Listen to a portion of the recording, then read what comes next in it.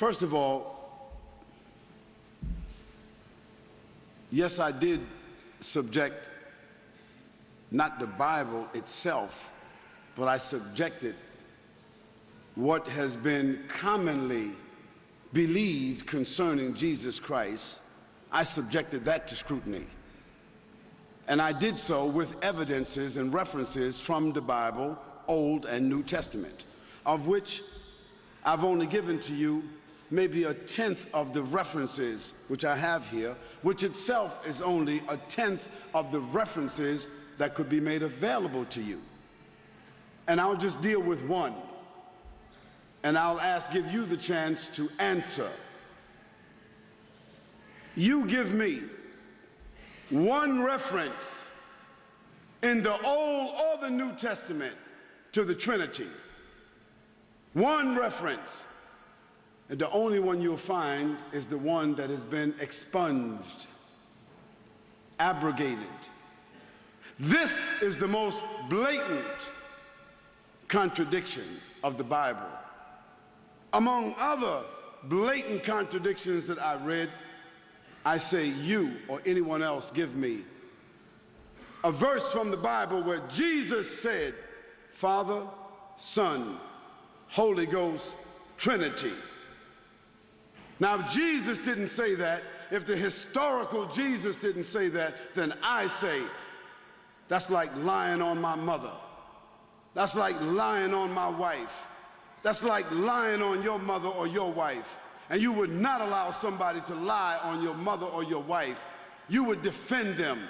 And I love Jesus more than I love my wife, and you should love Jesus more than you love your wife. And I said that that Trinity is a lie and a fabrication against Jesus, and there's no evidence of it in the words of Jesus. Now, we were talking here about the historical Jesus. Now, relative to the Quran has been subjected to scrutiny on a historical basis, on a scriptural basis, as to its source, its references, its validity.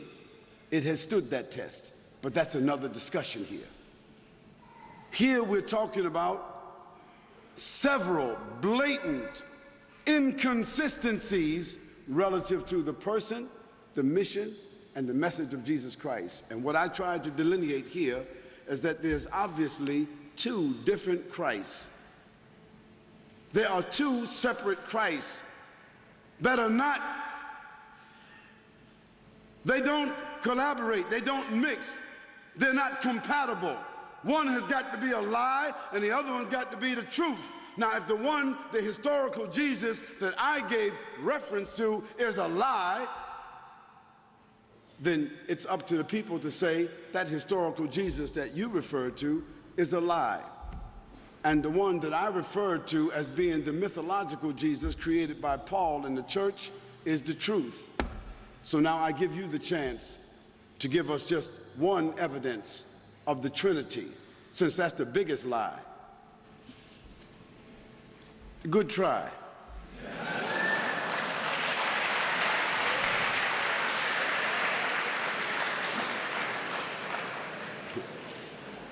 I mean, a lot of metaphors, a lot of insinuations, but no direct reference at all to the issue of Trinity from Jesus.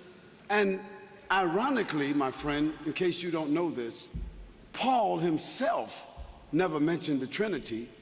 The Trinity was decided in 354 by Constantine at the Council of Nicaea. I gave you the hint.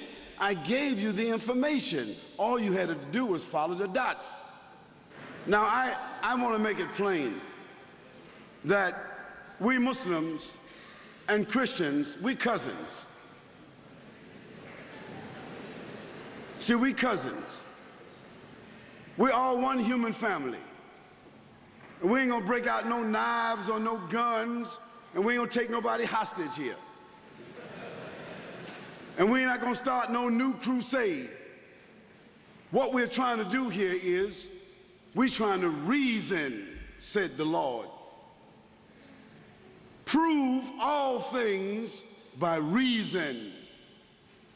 And I say, let's go back to the 10 Commandments of Moses. Before we start getting hypothetical, let's go to the 10 Commandments of Moses that starts out like this.